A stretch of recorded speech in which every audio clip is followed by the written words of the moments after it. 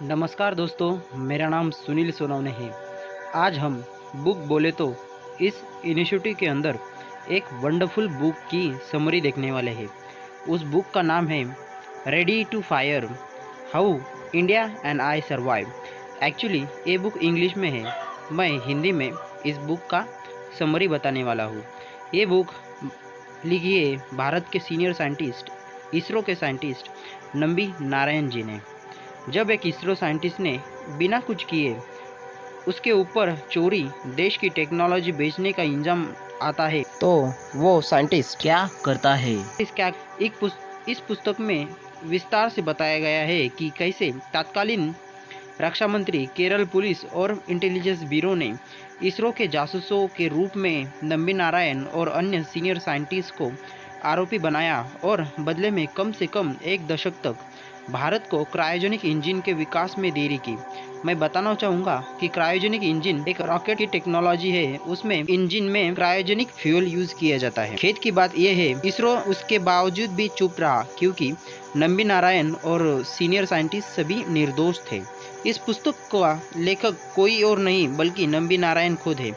नंबी नारायण के 1970 के दशक में फ्रांस के साथ विकास वाइकिंग इंजन को संयुक्त रूप से विकसित करने के लिए भारतीय वैज्ञानिकों की एक टीम के वो लीडर थे। उनको ये सब करने के लिए लगातार 3 से 4 साल लगे। उसमें उनको बहुत सी परेशानियां आई। इस बुक में बताया गया है कि टेक्नोलॉजी ट्रांसफर करना कितना चैलेंजिंग था। फ्रेंच सीखने से लेकर इंडियन साइंटिस्ट को की कदर करना, उसको खुद को प्रूफ करना, वो भी उनको ये सब करना पड़ा। दूसरी तरफ एपीजे अब्दुल कलाम की जो इंडिया में रहकर सॉलिड प्रोपल्शन सिस्टम पे काम कर रहे थे, वह पीएसएलवी के दूसरे और चौथे चरण के लिए प्रोजेक्ट डायरेक्टर थे। 1990 के दशक की शुरुआत में क्रायोजेनिक प्रोपल्शन सिस्टम के पहले परियोजना निर्देशक श्री नंबी नारायण थे। यह अविश्वसनीय है कि इस तरह के प्रोफाइल वाले व्यक्ति को फंसाया जा सकता है और उसे 3rd डिग्री टॉर्चर के साथ उनको त्रास दिया जाता है। जैसे कि आईबी के अंदर उनकी जब जांच चल रही थी, तब उनको लगातार 2 से 3 दिन तक खड़े रहने की सज़ा दी गई थी। इसके कारण वो लगातार 1 सप्ताह तक चल न सके थे। तो आप देख सकते हैं कि कितना टॉर्चर उनको सह करना पड़ा। पुस्तक में 2 समांतर चलने वाली कथाएं बताई गई है, जो अंत की ओर एकत्र होती है। यह एक बहुत अच्छी तरह से लिखी गई पुस्तक है। एक कथा में जासूसी के मामले की बात कही गई है, जबकि दूसरे कथा में नंबी नारायण और उनकी पर्सनल लाइफ और इसरो की डेवलपमेंट के बारे में बताया है। पुस्तक काफी पेचीदा है और हर बिंदु पर बहुत सारे शॉक देता है।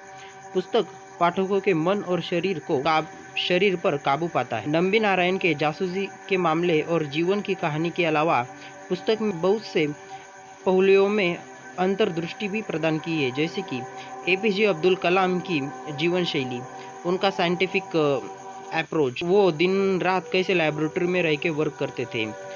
विक्रम साराभाई के बारे में बताया गया है बुक में, और इसरो की डेवलपमेंट कैसे हो गई, विक्रम साराभाई का सपना क्या था, सतीश धवन का सपना क्या था, ये सभी इस बुक में बताया गए थे। उसके बाद इसरो के टीएन सेशन की जो पूर्व मुख्य चुनाव आयुक्त भी रहे हैं, ऐसे आईएएस एडमिनिस्ट्रेटिव ऑफिसर्स की और ब्यूरोक्रेसी की क्या रोल रहता है, मतलब कोई भी टेक्नोलॉजी डेवलप करने के लिए, ये भी बताया गया है। आईबी के ऑफिसर श्री कुमार ने झूठे मामले में नंबी नारायण और अदर साइंटिस्ट को फंसाया और उसके बदले में कैसे साइंटिस्ट ने वैज्ञानिक की भूमिका केवल प्रयोगशालाओं तक की सीमित नहीं है, बल्कि स्ट्रैटेजिक बुद्धिमत्ता और उनके आधार पर इंस्टेंट डिसीजन लेने तक भी है, ये दिखाते हैं। लेखक सीधे से यूएसए का नाम नहीं लेते हुए, लेकिन विवरण और कारण बताते हैं कि नकली जासूस मामले में यूएसए को क्यों और कैसे फायदा हुआ, और इंटेलिजेंस ब्यूरो के निर्देशक रतन सहगल को संयुक्त राज्य अमेरिका में कैसे नौकरी मिली। इस बुक ने सीबीआई की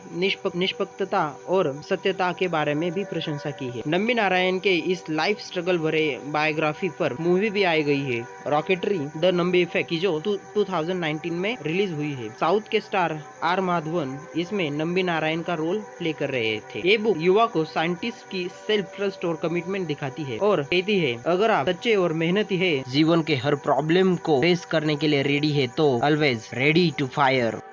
थैंक यू।